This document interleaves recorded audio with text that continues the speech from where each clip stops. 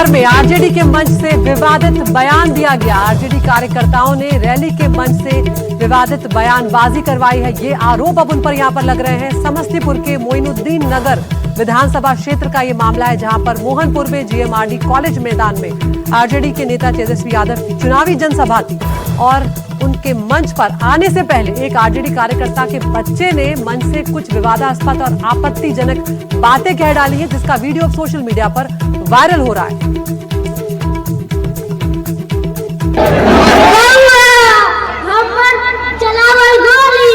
तेजस्वी भैया के बोलल बोली कहियो ना गाली जाय छै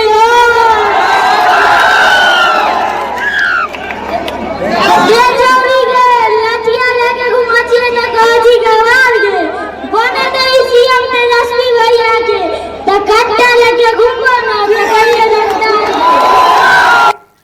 रमन हमारे साथ जुड़े हमारे सहयोगी। रमन, वैसे ही देखिए कट्टे को लेकर सियासत बिहार में जमकर हो रही है और ऐसे में इस बच्चे का यह बयान असहज कर दिया आरजेडी को। किसका बच्चा था और इसके बाद क्या कहा जा रहा है उनकी तरफ से?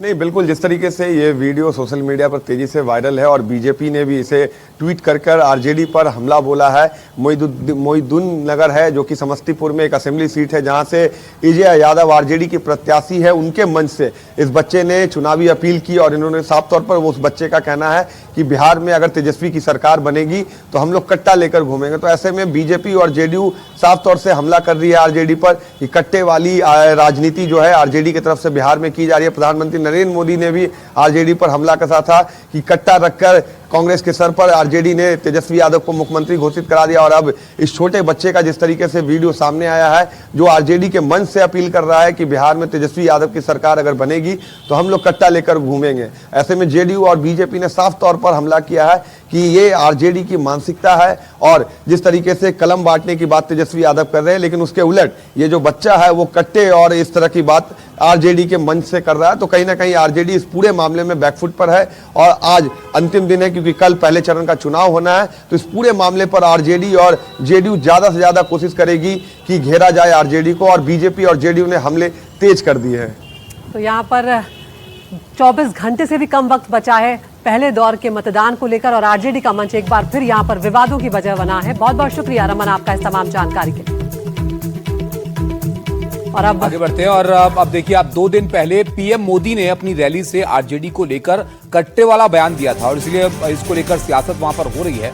काफी सियासी हंगामा इस पर हुआ था। तेजस्वी और कांग्रेस ने इसको लेकर विरोध भी जताया था। आप वो भी जरा देखिए कि पीएम ने इस बारे में क्या कहा था। आपने एक और चीज भी नोटिस की होगी, इन लोगों के पोस्टरों में कांग्रेस लगभग गायब है। आरजेडी ने कांग्रेस को कट्टा दिखाकर मुख्यमंत्री का उम्मीदवार भी घोषित करवा लिया और अब कांग्रेस को उसकी हैसियत भी दिखाई जा रही है। कांग्रेस के जो नामदार कुछ हफ्तों पहले तक बिहार में बड़े बड़े दावे कर रहे थे, उनकी तस्वीर और दावे दोनों को पोस्टर में से भी और घोषणा पत्र में भी आरजेडी ने बोना बना दिया है, बोना बना दिया है। आजकल आप ये भी देख रहे होंगे कि जो वादे, जो घोषणाएं आरजेडी के नेता कर रहे हैं, कांग्रेस के लोग ही उन पर विश्वास नहीं कर रहे हैं। जब मीडिया के लोग कांग्रेस के नेताओं में उनके मुंह में उंगली डाल डाल करके बुलवाते हैं, कांग्रेस और आरजेडी के बीच लंबे समय से एक भीषण झगड़ा चल रहा है। कांग्रेस के नामदार ने छठ महापर्व को इसलिए भी ड्रामा बताया ताकि बिहार के लोग आरजेडी पर गुस्सा उतारें और आरजेडी को पराजित करे, इसलिए ऐसी बातें बोली जा रही है। तो यहाँ पर जेडीयू के नीरज कुमार हमारे साथ जुड़ गए हैं। नीरज जी, शुक्रिया, आपने वक्त निकाला हमसे बातचीत करने के लिए। ये कट्टे वाला बयान जो है ये लगातार सुर्खियां बनता जा रहा है। पहले प्रधानमंत्री ने निशाना साधा और अब आरजेडी के मन से वो बच्चा जो बातें कह रहा है वो तो कहीं ना कहीं अब मुश्किलें खड़ी करता हुआ नजर आ रहा है, क्योंकि चुनाव में तो बहुत कम वक्त रह गया, कुछ ही घंटों में मतदान शुरू होगा। मोदी नगर में ये जो आया है राष्ट्रीय जनता दल के उम्मीदवार एजिया यादव की उपस्थिति में वो बच्चा जो बोल रहा है वो बहुत ही, मैंने उसको तो बताया गया होगा, उतने माइनर बच्चे को कहाँ से सब की जानकारी होगी। कट्टा में ये राजनीतिक अपसंस्कृति उसको कहिए, बोलने में खराब लगता है, छोरी शब्द का इस्तेमाल करना, अब ये सामाजिक अपराध है ना। इस ढंग की भाषा कोई बच्चा करे और उस पर ताली बजे। मैंने क्या कहा, हमारे चलावल गोली तेजस्वी भैया के बोली, ये छोरी लाठी गमछी लेकर घूमते हैं। अब ये इस ढंग की आपत्तिजनक और हिंसक भाषा कोई बच्चा बोल रहा है और उसको मौजूदा नेता शाबाशी देते हैं। हद तो हाल हो गया, क्लैपिंग कर रहा है, ताली बजवा रहा है, ताली बजाने का अनुरोध कर रहा है। यह राष्ट्र बचपन में इस ढंग की हिंसा और महिला विरोधी सोच, ये तो साफ दिखाई पड़ गया। तो बेटी के बारे में ऐसे आपको शब्द का क्या लग रहा है यहाँ इस्तेमाल पर कि ये कोई बच्चे के जरिए संदेश दिलाने की कोशिश यहाँ पर हो रही थी? बिल्कुल, बच्चे के जरिए इसको सिखाया गया होगा। ये बच्चा कहाँ, ये 8-10 साल का बच्चा है, कहाँ से बोल पाएगा। ये पूरा जो ट्यूनिंग है, आप उसका भाषा का क्रम देखिए, तो ये सिखाया हुआ बात है।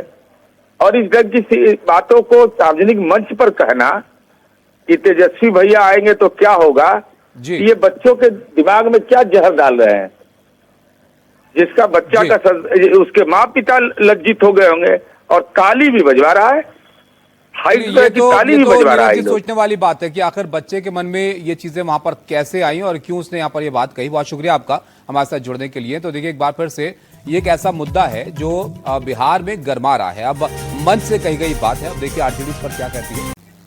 आगे बढ़ते हैं और अब बात करते हैं बिहार के महामुकाबले की। यहां पर क्या अपडेट आ रहे हैं वो भी आप जरा जान लीजिए। एफआईआर दर्ज होने के बाद ललन सिंह ने एक बयान जारी किया है। उन्होंने यहां पर कहा कि जांच में वीडियो का सच सामने आ जाएगा। दरअसल एक वीडियो वायरल हुआ था, आरजेडी ने इस वीडियो को सामने रखकर सवाल जो है वो बड़े गंभीर खड़े किए थे। ललन सिंह के संबोधित करते हुए दिख रहे थे लोगों को इस वीडियो में, और उसमें आरजेडी ने आरोप लगाया कि यहाँ पर ये लोगों को रोकने के लिए यहाँ पर कहते हुए नजर आ रहे हैं। अब उसी को लेकर यहाँ पर बयान दिया है ललन सिंह ने और कहा कि जब जांच होगी तो वीडियो का सच यहाँ पर सामने आ जाएगा। क्या कह रहे हैं ललन सिंह, ये भी आप देख लीजिए।